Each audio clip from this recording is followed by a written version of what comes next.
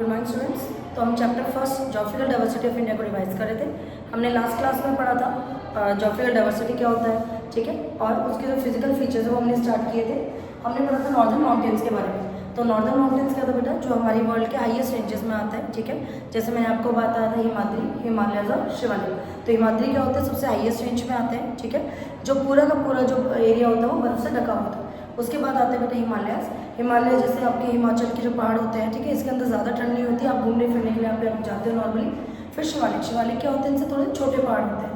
तो आज हम पढ़ेंगे नॉर्दर्न प्लेन्स के बारे में। तो नॉर्दर्न प्लेन में क्या होता है बेटा, इंडो गंगेटिक प्लेन। तो नॉर्दर्न प्लेन में क्या होता है आपका, इंडो गंगेटिक प्लेन्स। इसके कुछ फीचर्स है। फीचर्स में क्या है, form by the deposition of soil by the river. तो रिवर के साथ यानी पानी, नदी के साथ, पानी के साथ जो भी मिनरल्स आते हैं वो एक जगह आके इकट्ठा हो जाते हैं। तो उससे क्या बनता है, वो प्लेन एरियाज को बनाती है। तो यहाँ की जो लैंड होती है वो फर्टाइल होती है, फ्लैट होती है, ठीक है, यानी उपजाऊ होती है, क्योंकि पानी के साथ बहुत सारे मिनरल्स आते हैं। तो वो जो जगह होती है जहाँ पे मिनरल्स इकट्ठे हो जाते हैं वो क्या बन जाती है, बहुत ज़्यादा उपजाऊ बन जाती है। Next one is densely populated region. तो जो नॉर्दर्न प्लेन एरियाज होते हैं क्या होता है, डेंसली पॉपुलेटेड, यानी यहाँ पे बहुत ज़्यादा जो लोग हैं वो रहते हैं। आपको बहुत सारे लोग यहाँ पे मिल जाएंगे। Well connected by roads and railways. तो जो नॉर्दर्न प्लेन्स होते हैं वो क्या होता है, देखो लोग रहते हैं तो लोगों के इधर से उधर जाने के लिए ट्रांसपोर्टेशन की जरूरत होती है। अपने मतलब लोग हैं वो ट्रैवल करते हैं या फिर उनका जो सामान इधर से उधर ट्रांसफर होता है। तो उन सब चीज़ों को कनेक्ट करने के लिए यहाँ पे क्या मिलेंगे आपको, रोड्स और रेलवेज आपको मिल जाएंगे। फिर बेटा कुछ प्रॉब्लम्स भी होती हैं यहाँ पे, जैसे फ्लड, बाढ़ की प्रॉब्लम हो गई, पॉल्यूशन की प्रॉब्लम हो गई। पॉल्यूशन लाइक अब लोग रहते हैं तो एयर पॉल्यूशन भी होगा, नॉइज पॉल्यूशन भी होगा, लैंड पॉल्यूशन भी होगा, वाटर पॉल्यूशन भी होगा।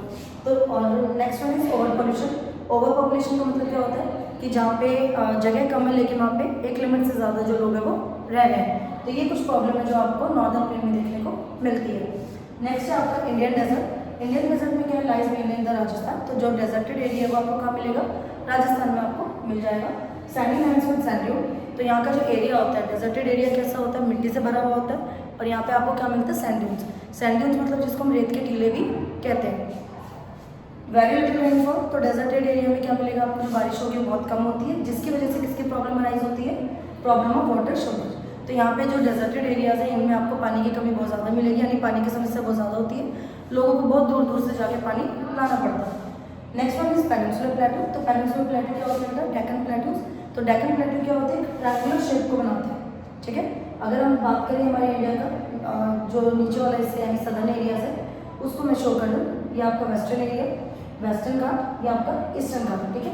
तो ये बनाते हैं बेटा ट्रायंगुलर। तो ये जो ट्रायंगुलर शेप बनाते हैं ये क्या आपका डेक्कन प्लेटू, और ये किससे बना होता है, made up of hard rocks, यानी हार्ड रॉक से बना होता है, जो कि किसके लिए इंपॉर्टेंट होता है, important for mining and industry. Industries और माइनिंग के लिए क्या होता है, ये जो एरिया होता है डेक्कन प्लेटू वाला एरिया, ये क्या होता है, बहुत ज़्यादा इंपॉर्टेंट होता है।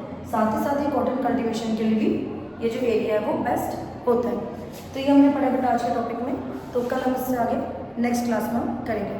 Thank you.